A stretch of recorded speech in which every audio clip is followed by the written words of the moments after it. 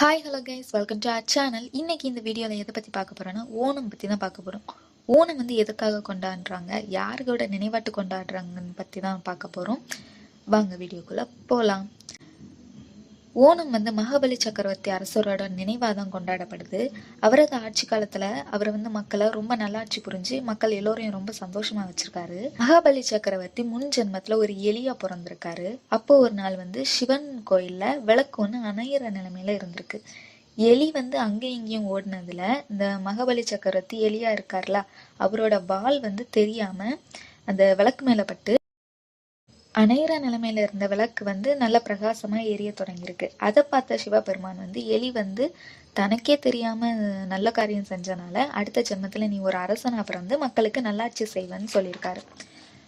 அதன் காரணமாக தான் அடுத்த ஜென்மத்துல வந்து மகாபலி சக்கரவர்த்தி அரச நாட்டு பிறந்து மக்களுக்கு நல்ல ஆட்சி புரிஞ்சிருக்காரு. மகாபலி சக்கரவர்த்தி மக்களுக்கு வந்து நிறைய நல்லது செஞ்சிருக்காரு. எல்லாத்துக்கும் மேலே இன்னும் ஒரு படிக்கு மேலே போய் நாட்டில் உள்ள மக்கள் வந்து நல்லா வாழணும், நல்ல செல்வ செழிப்போட வாழணும்னு சொல்லிட்டு ஒரு வேள்வி நடத்தலான்னு முடிவு பண்ணியிருக்காரு. இந்த வேள்வியை நடத்த வந்து அசுரகுல தேவராகிய சுக்கராச்சாரியரை வந்து நியமிக்கிறாரு. நீங்க தான் தலைமை தாங்கி இதெல்லாம் பண்ணணும்னு சொல்லிட்டு அவரை தான். இதை பார்த்த 3 லோகத்தில் உள்ள தேவர்களும் ரொம்ப அதிர்ச்சி ஆனாங்க. ஏன்னா அசுரரா இருந்துட்டு இவ்வளவு நல்லது பண்ணா நம்ம பதவிக்கு ஆபத்து வந்துடும், நம்ம பதவியை வந்து பிடிச்சிருவாங்கன்னு சொல்லிட்டு யோசிக்க தொடங்கினாங்க. இந்திரன் உட்பட எல்லா தேவர்களும் வந்து மகாபலி சக்கரவர்த்தியை இப்படியே விடக்கூடாதுன்னு நினைச்சு இந்த விஷயத்த திருமால் கிட்ட கொண்டு போறாங்க. மகாபலி சக்கரவர்த்தி நடத்த போற வேள்வியை பத்தி திருமால் கிட்ட சொல்றாங்க. திருமாலுக்கு இப்படி நல்லது செய்யற அரசரை வந்து எதிர்க்கக்கு மனசு வரல. ஆனாலும் தேவர்கள் இவ்வளவு சொல்றாங்களே அப்படின்னு சொல்லிட்டு அந்த வேள்வியை வந்து தடுத்து நிறுத்தலான்னு முடிவு பண்றாரு. திருமால் வந்து வேள்வி நடக்கிற இடத்துக்கு வாமனன் உருவுல போறாரு. கையில ஒரு தாழம்பூ கூட வச்சிருக்காரு. குள்ளமான மனிதனா, நார்மல் ஹைட்ல இருந்து ரொம்ப குள்ளமா தான் போறாரு. வாமனன் வந்து வேள்வி நடக்கிற இடத்துக்கு போனதும் மகாபலி சக்கரவர்த்தி அந்த வாமனனுக்கு ஏற்ற மரியாதையை வந்து செய்யறாரு. சுக்கராச்சாரியாருக்கு வந்து அங்க வந்திருந்த வாமனன் வந்து திருமால்னு அவருக்கு விஷயம் தெரியுது. உடனே அதை வந்து மகாபலி சக்கரவர்த்தி கிட்ட சொல்றாரு. மகாபலி சக்கரவர்த்திக்கு இதனால ஒரு சின்னதா செருக்கு உண்டாகுது.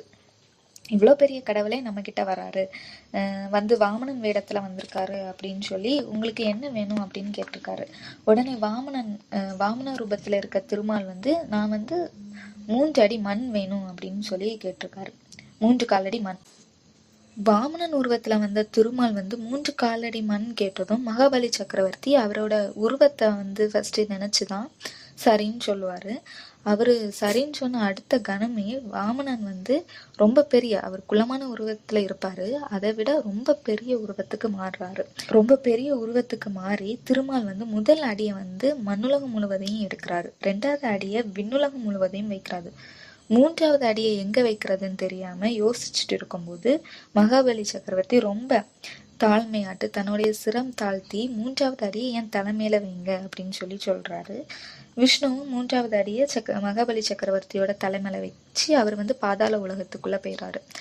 மகாபலி சக்கரவர்த்தி திருமால் கிட்ட நான் வந்து மக்களுக்கு ரொம்ப நல்லது செஞ்சே பழகிட்டேன், மக்கள் நல்லா வாழ்றத பார்த்தே வாழ்ந்துட்டேன், அதனால மக்கள் நல்லா வாழ்றத பார்க்காம என்னால இருக்க முடியும், அதனால வருடத்துக்கு ஒரு முறை மக்களை பார்க்க எனக்கு அனுமதி வேணும் அப்படின்னு சொல்லி திருமால்கிட்ட கேட்கிறாரு. திருமால் அதுக்கு அலோவ் பண்றாரு. அதனாலதான் நம்ம அந்த அவர் வர பர்டிகுலர் டேஸை வந்து நம்ம வந்து ஓணமாட்டு செலிப்ரேட் பண்றோம். ஆவணி மாசம் திருவோண நட்சத்திரத்துலதான் வெளியே வராரு. கேரளாவில வந்து மகாபலி சக்கரவர்த்தியை வரவேற்க நிகழ்வாட்டு 10 நாள் வந்து இதை வந்து செலிப்ரேட் பண்றேன். இந்த வீடியோ உங்களுக்கு பிடிச்சிருந்தா மறக்காம லைக், கமெண்ட், ஷேர் பண்ணுங்க.